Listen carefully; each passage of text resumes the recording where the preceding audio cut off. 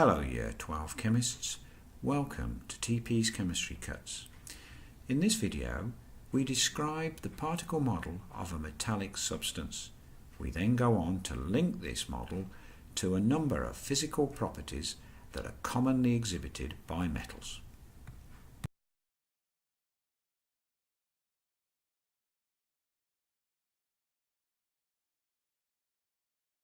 In today's lesson we're going to move on from ionic compounds. We've basically dealt with the structure, we've dealt with the particle model of an ionic substance, and we've used that model to explain away the properties we observe in a number of we've used it to explain away a number of physical properties that are fairly unique to ionic substances, why they have that set of physical properties. We're going to move on to metallic substances and do a similar thing. So the first thing we need to do is build up our particle model of what's going on in a metallic substance, and we can start by saying we're only going to deal with pure metals. We're not going to deal with mixes of metals or alloys. That's not part of this. So that simplifies things considerably, because the repeating unit we're dealing with are just single metal atoms. Okay, that's the building block that makes up a metal or a piece of metal that we see. Okay, and we can therefore think of them like we would think of them in terms of a sphere, a single sphere. And if you were to take a lot of similar size or the same size spheres, say marbles, you can buy marbles and they're all the same size, and you've got a box and you throw those marbles into a box, you will find that they always pack together or settle out in the same arrangement. So you can shake the box a bit and they'll all settle in a particular way. You pull them back out and put them back in again, fairly randomly shake it, they'll settle into exactly the same arrangement. Okay? And what you'll see is a pattern similar to this. Okay? So these are your metal atoms.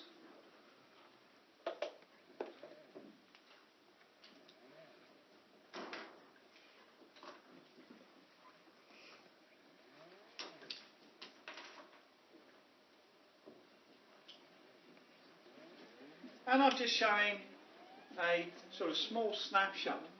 What you'll find is that the atoms themselves will fall into layers like this. Okay? And if we take one particular atom, say this one here, it's a little wrong because they don't overlap like that, but if we take that particular atom there, you can see that it's surrounded by 1, 2, 3, 4, 5, 6 atoms. And that's in one layer. Sitting on top of this, there will be another layer such that the balls from this layer will sit in the dimples left between those three, this one, and so on. So they sit in the dimples. And the one underneath will also sit with the balls sitting in the dimples from this layer. And what that means then is, if I just mark them in with crosses here, you'll get one there, and one there, so that they cover over that particular shaded atom. So there's 3 in the layer above and 3 in the layer below. So overall, that one single atom is surrounded by 12 others in contact. Okay? And every single atom will be like that. And that's not by accident. That's the way it works out. Because by getting as many other metal atoms in contact as possible, that actually gets it to its lowest energy state. Okay? And the reasons for that, as you'll learn later on if you go on to do more science. But what we call that is close packing, because they're getting as close as possible to each other as they possibly can. Yeah? So this is what we call an array or a lattice, and in the case of metal we call them close packed lattices, because of this effect of getting as many metal atoms in contact as possible.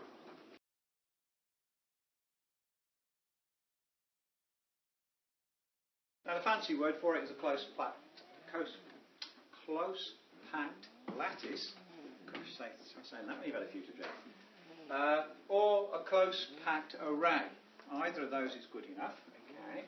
And the important thing is, so they're in contact with a large number of surrounding neighbouring atoms, if you like. Now let's remind ourselves about the atomic structure of metals. Okay. From year 11, what do we know in terms of electron arrangement about metals? What can we say that particularly distinguishes metals from non-metals? About electron arrangement in particular. So that they have more than half of the valence pair? Almost right. Was it the other way around? Yes. Okay, so it's exactly right. So the thing that distinguishes metals from non-metals is when you look at the valence level, the outermost level of electrons, then they have less than half filled valence levels. And so because of that, they are more susceptible to losing electrons than they are gaining electrons to gain that extra bit of stability. Now when you're in this situation and you've got a metal atom in close contact with a large number of other metal atoms, there's going to be attraction between them. Okay? And in fact the nature of that attraction is between the valence electrons in the outermost level. In fact, that's sort of redundancy, isn't it? The valence electrons of one metal and the nucleus of a nearby surrounding atom. And there's large numbers of them, so they're coming from all around. And so that actually builds up. And in fact, is strong enough to cause those electrons to become delocalized over the whole of this close packed lattice. Okay? So let's write that down and then we'll show how we represent it. So,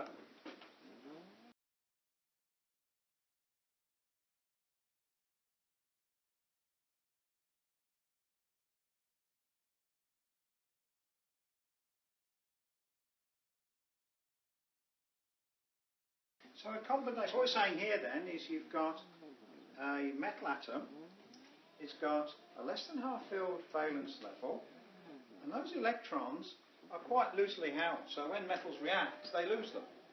They tend to empty out their metals, that's what gives them their reactivity.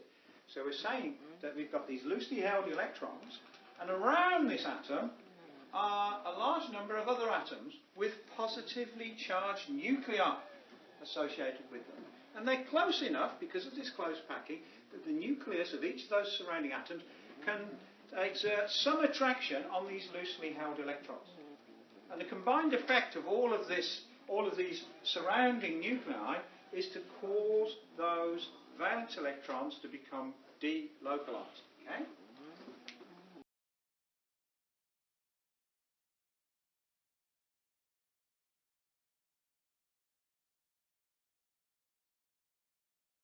Now that word delocalized probably doesn't mean a lot at the moment, but we need to take it to the next stage by changing this model. Because this isn't telling us anything about forces. We need to change that around a little bit so that it gives us some idea of the actual forces holding these atoms together as a solid.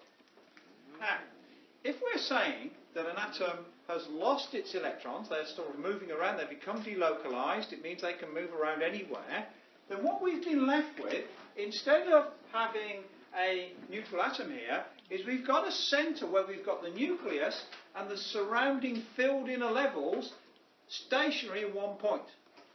So we can call that, it's not truly a cation, but we'll call it a cationic centre, because it's got sort of a positive charge associated with it now, because it's lost its electrons, which are now moving around freely, because they've been delocalized. So instead of putting those circles there, which imply there's no charge, we end up with a set of cationic centres. Now these can't move. Okay, this is a solid, so relative to each other, they are not moving, but there's an overall charge associated with them because the electrons are no longer, the valence electrons are no longer fixed on those atoms. Okay? So I'm going to call them cationic centres. The nucleus plus filled inner levels. Okay? And cationic centres are fixed relative to each other. They're the bits that are vibrating about a fixed point in the solid. Okay. Now we've still got to allow for all the valence electrons, and the valence electrons form into this delocalized soup, if you like, and the word we use is a sea of electrons. Okay, so we've got a delocalized sea of valence electrons. And so what we mean by delocalized is any one electron is no longer associated purely with one atom. It sort of can move freely through this lattice of cationic centres. Okay? So it's got two parts to it. You've got your cationic centres and your sea of electrons, of valence electrons. Okay? And metallic bonding is quite straightforward if you can see that there's two components to this model. Metallic bonding is just the attraction between each of these cationic centres and the sea of valence electrons that are around it. Okay? So this bit in red attracts this bit in blue. The important thing to note is the attraction is not in just one direction. The attraction's in all directions. So we say it's a non-directional type of attraction, or a non-directional bond. So these are metallic bonds, and they're non-directional in nature. So that's our particle model, in that we've got metal atoms.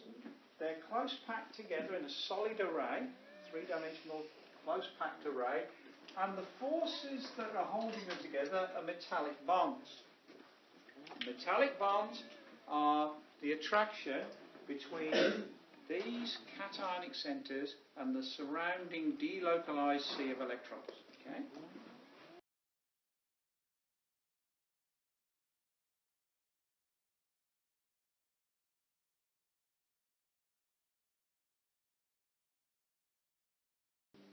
Now that's a very important term, that non-directional thing, okay, because it explains some of the properties of that.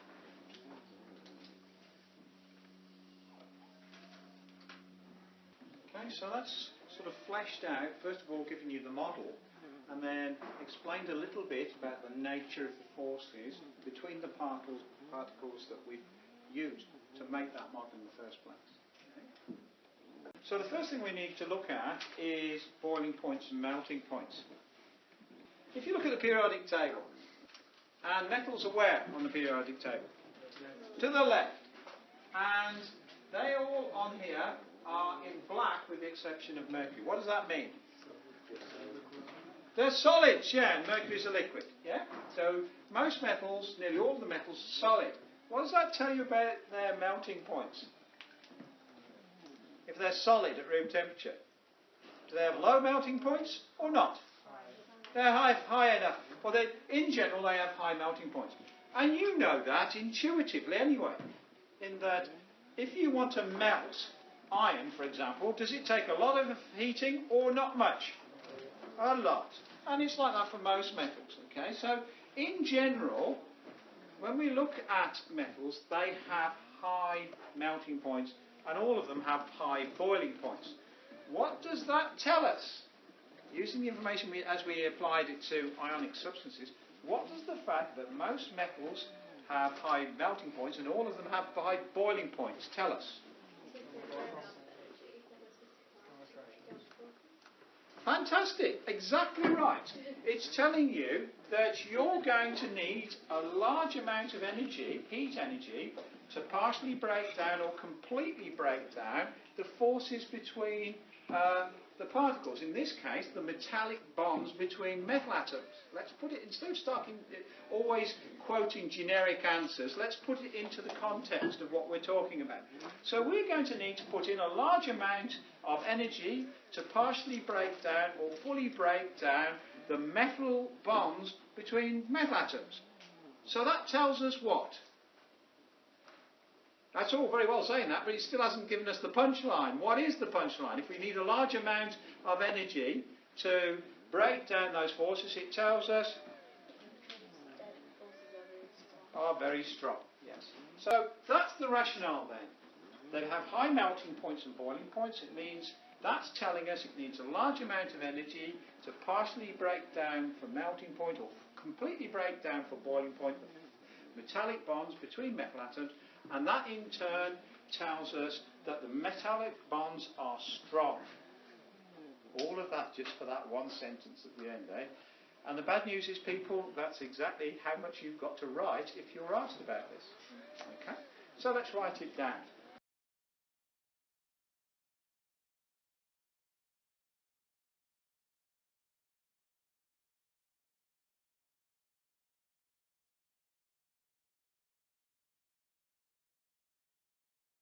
All of that just to come to the conclusion that metallic bonds are strong. Okay? So just like electrostatic forces in ionic substances, these are strong bonds. Remember, the substance with the highest boiling point of all is tungsten metal. So that's telling you how strong these bonds can be. That's melting and boiling points. So let's move on to electrical conductivity. What did I say was the requirement for something to conduct electricity?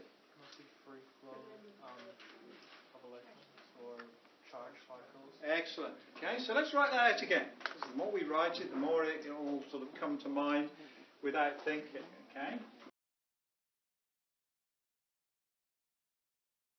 Freely moving charged particles. Do we have freely moving charged particles? And of course the answer is yes, because we already know from our life experiences that metals conduct electricity. And this is something you may well have come across in year 10 when you did the periodic table then. One of the properties that distinguishes metals from non-metals is that all metals, without exception, conduct electricity. And now we can see why. It's because all metals have this type of bonding going on, where you've got this delocalized sea of electrons. These electrons are freely moving, or can be made to freely move. So when you put a charge across this, so you put, say, an electrode at either end and connect it to a circuit, what you're doing is actually applying a potential, a force across there, and that's what causes these charges to start moving. Okay? And so we have these freely moving electrons, and that's why all metals conduct electricity. Okay?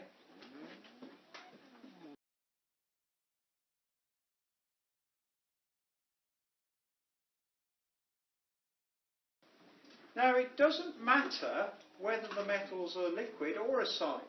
Even in the liquid state, we still have this delocalized sea of electrons, so the metal will conduct in the liquid state as well as the solid state. Okay?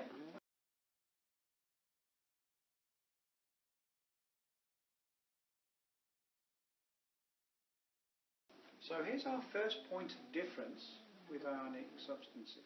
If you're trying to distinguish between an ionic substance and a metal, just on properties, then look at the column where it talks about electrical conductivity. Only metals conduct in both the solid state and liquid state. Okay?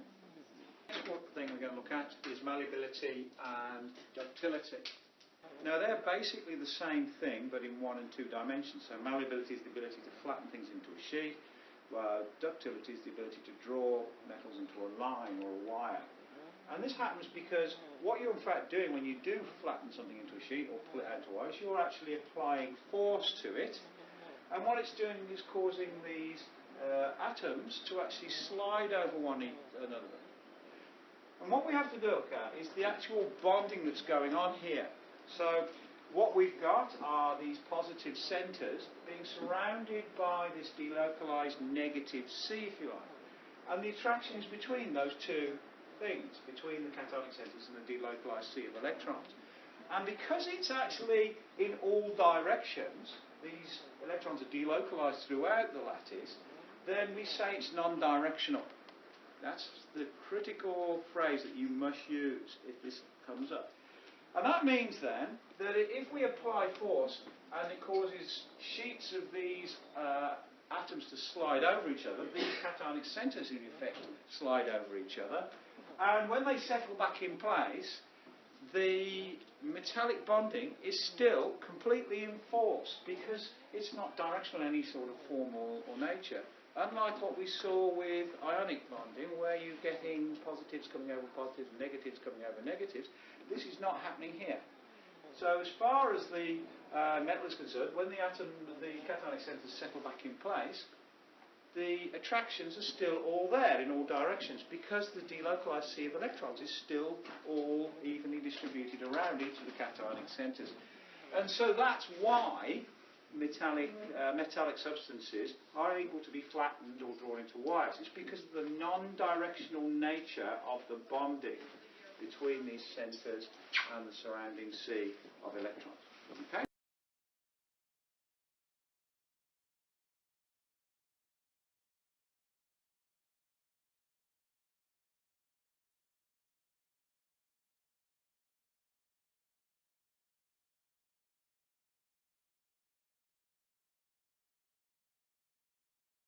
And that basically covers metals. Okay?